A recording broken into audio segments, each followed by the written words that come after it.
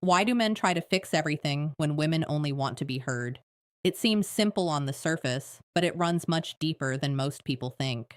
This is not just some tired relationship joke people repeat online. It is a real emotional difference between how men and women often respond to pain. Most couples do not even realize this is happening while it is happening, and that is exactly why it creates so much confusion. The first thing to understand is this: when a man shifts into problem solving mode, he is usually not trying to ignore you. He is not brushing past your feelings. He is not trying to control the conversation or make it about himself. Most of the time, he is reacting the only way his mind and body know how when the woman he loves starts showing signs of stress, pain, sadness, or emotional overwhelm in front of him. What feels like interruption to you often feels like protection to him. That is the part many couples miss. You feel cut off. He feels called to act. You feel unheard. He feels responsible. Both people are standing in the same moment, but they are living two very different emotional experiences inside it. That is why both people can walk away frustrated, even when neither one meant harm and both were honestly trying to care in their own way.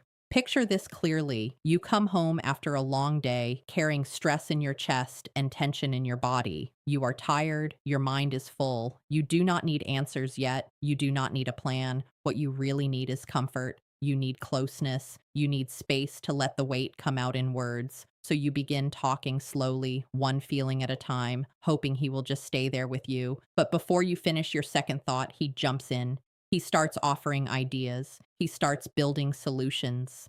Maybe he says, "Okay, here is what you should do," or "I already see the problem." Maybe he says, "Let me fix this." And just like that, the moment breaks.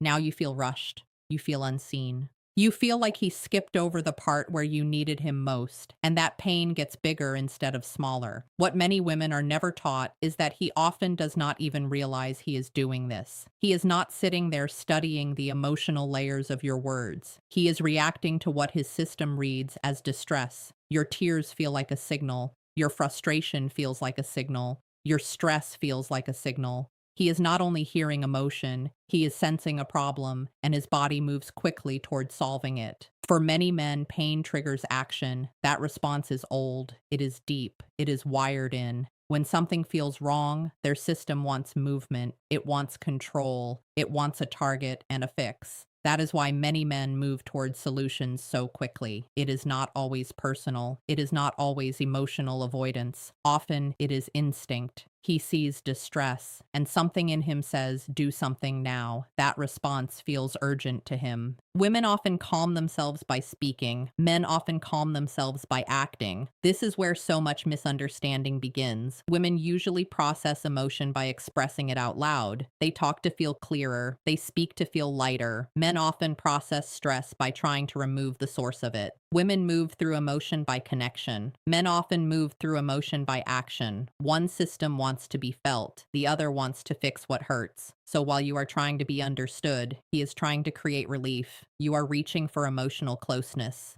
He is reaching for emotional resolution. Neither one is wrong, they are simply different.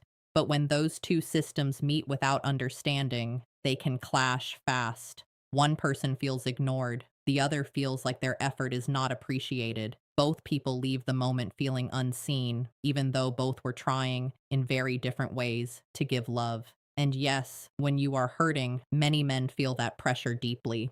They may not show it the way women do, but they feel it in their body. Their chest tightens, their mind starts racing, their muscles tense, their thoughts speed up. They feel urgency rise because something in them is trying to stop the pain they see in front of them. It is not always discomfort with emotion.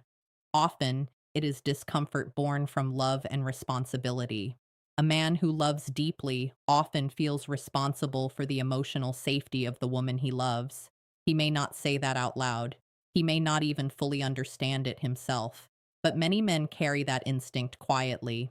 When she hurts, something in him believes he should help stop it. He sees her pain and feels called to do something about it. That is why he steps in too fast. That is why he rushes toward answers. That rush is often his way of saying, "I hate seeing you in pain. I do not want you carrying this alone. I want to help. I want to make it better." But the way that love comes out can miss the moment completely because what he offers is a solution, while what you need first is presence. What he gives is strategy. What you need is softness. What he brings is action. What you are asking for is emotional company. Most women are not asking for instant answers in that moment. They are asking to be felt. They want eye contact. They want calm attention.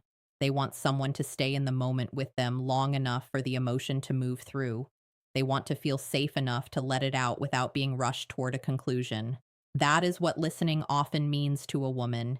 It means stay here with me before trying to take this away. This is why good intentions often collide in relationships. Women often feel loved when their emotions are heard and validated. Men often feel loving when they provide answers and solve problems. Both people mean well, both are trying to care, but they are speaking different emotional languages in the same moment. One offers presence, one offers repair. Neither one is wrong, but without clarity, both can miss what the other actually needs. So what helps? Set the tone before the conversation starts. This changes everything. Do not wait until both of you are already tense and reactive. Say what you need clearly and gently before the emotion builds too high. Try something simple. Say, I do not need a fix right now. I just need you to listen for a minute. I only need to let this out. That one sentence can completely change the direction of the moment. That small shift gives him a clear role. It lowers pressure. It tells him what kind of support is needed. His body relaxes because now he knows what the job is.